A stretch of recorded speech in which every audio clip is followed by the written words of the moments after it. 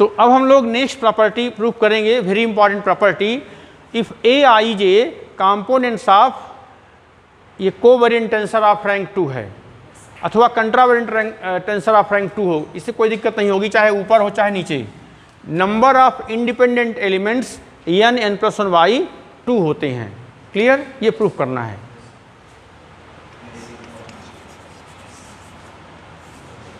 So let a i j be components of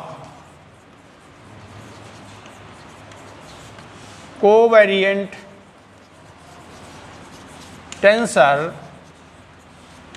of rank 2, then we have, अभी केवल हम ए आई जी को components of covariant tensor बोलते हैं, अभी सिमेट्रिक प्रॉपर्टी नहीं लगाते हैं। तो इसमें नंबर ऑफ इंडिपेंडेंट एलिमेंट कितने होंगे? N square. So let a i j be components of covariant tensor of rank 2, then we have number of independent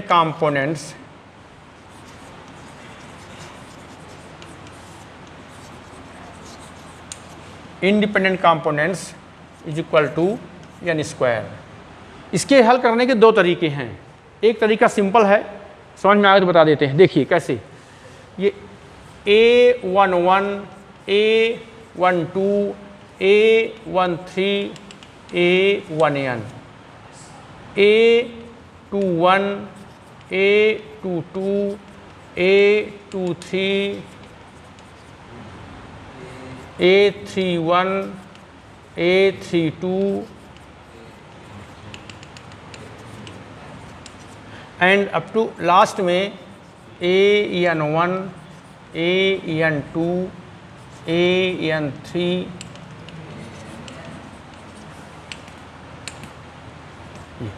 कहने का मतलब ये है कि यदि इसमें I और J, I एक से n रन करता है, J एक से n रन करता है, तो ये कुल नंबर ऑफ कंपोनेंट्स हो गए। ये हुआ first row, second row, third row, nth row. First row में नंबर ऑफ एलिमेंट्स n है, सेकंड में n है, अप टू nवें में n, तो n क्रॉस n स्क्वायर हो गया। अब प्रॉपर्टी क्या लगेगी? Since a i j is symmetric tensor, जब ये सिमेट्रिक है तो a i j is equal to a j i. तो लिखेंगे since a i j is symmetric, then by definition a i j is equal to a j i. Clear है? तो गौर से देखिए, यदि हम लिखते हैं A12 तो हो जाएगा A21, A13 is equal to A31, A23 is equal to A32। इस टाइप से केवल समझने के लिए बता रहे हैं। तो अब हम क्या करेंगे, फर्स्ट रो है, सेकंड रो है, अप टू nth रो है, तो क्रम से फर्स्ट रो में नंबर ऑफ डिस्टिंक्ट एलिमेंट्स बता देंगे, फिर सेकंड में बता देंगे, फिर n में सबको जोड़ देंगे तो सिद्ध हो जाएगा। क्लियर है? देखिए नंबर ऑफ, यहाँ पर दिखेगा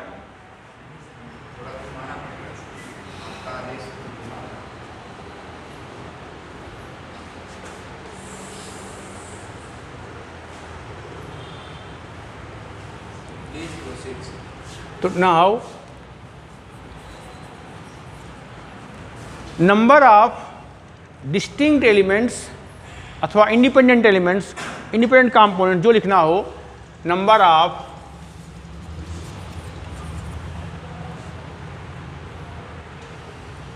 distinct components in first row. First row में जो डिस्टिंक्ट एलिमेंट्स होंगे वो n होंगे, क्योंकि पहली पंक्ति में सभी अलग अलग हैं, ये हो जाएंगे n। फिर नंबर ऑफ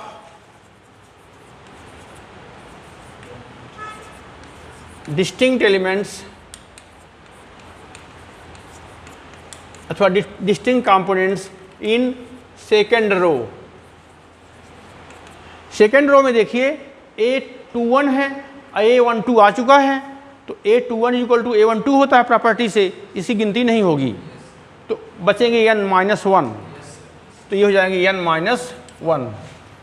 थर्ड रो में 3-1 1-3 आ चुका है, 3-2 2-3 आ चुका है, तो तीसरी रो में 2 घट जाएंगे, तो number of distinct components in third row is equal to n-2। Fourth row में n-3, यानी रो चौथी है, n-3 हो रहा है, तो इन जनरल nth रो में तो number of distinct elements in nth रो, तो ये कितना हो जाएगा 1 कैसे, लास्ट का एलिमेंट रहेगा वो। ऐसे कैसे निकालना है, देखिए फर्स्ट में यहाँ पर समझने के लिए n-0 हो गया, सेकंड में n-1, थर्ड में n-2, तो n-1, तो n कट जाएगा, ये आ जाएगा 1। तो total number of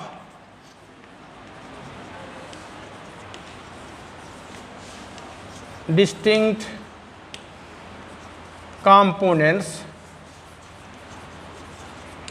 equal to, हम लोग सम कर देंगे पूरे का, तो n plus n-1 plus n-2 plus up to last में 1।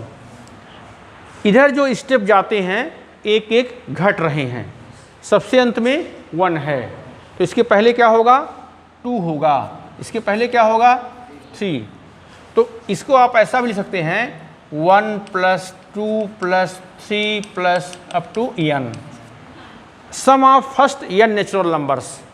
अब ऐसे भी AP में कर सकते हैं, जैसे भी सुविधा हो, तो ये हो जाएगा n+1/2,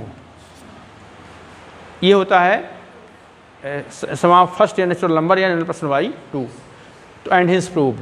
इसका मतलब क्या हुआ, यदि कंट्रावेरिएंट टेंसर हो अथवा कोवेरिएंट टेंसर हो रैंक 2 का, सिमेट्रिक टेंसर है, तो नंबर ऑफ डिस्टिंक्ट कंपोनेंट्स अथवा इंडिपेंडेंट कंपोनेंट्स n+1/2 होते हैं। ये क्वेश्चन इंपॉर्टेंट है, इसको केवल समझ, इसके दो तरीके हल करने के हैं, ये सरल तरीका बताया हमने।